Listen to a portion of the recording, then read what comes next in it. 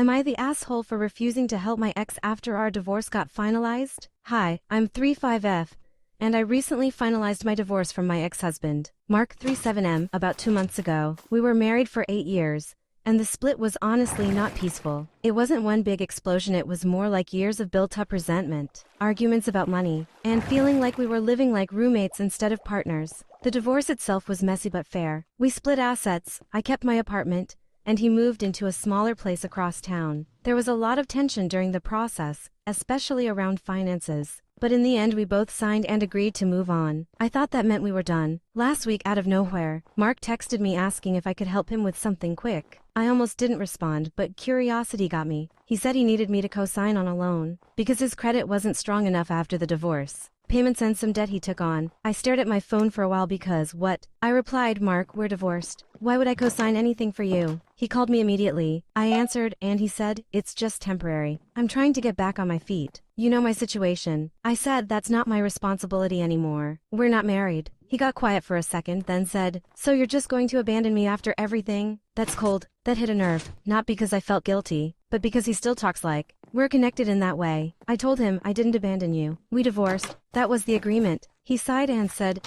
I guess I thought you'd still care enough to help me out. After we hung up, I felt this weird mix of anger and doubt, not because I think I'm wrong, but because part of me remembers the version of us where I would have helped before everything broke down. Later, my sister told me I shouldn't feel bad, and that he's trying to blur boundaries now that he's struggling financially. But a mutual friend said I was being harsh and that co-signing wouldn't have hurt me. Now I keep replaying it in my head. Was I being cold, or was I just finally acting like we're actually divorced and not emotionally tied anymore? Am I the asshole for refusing to help my ex after our divorce got finalized?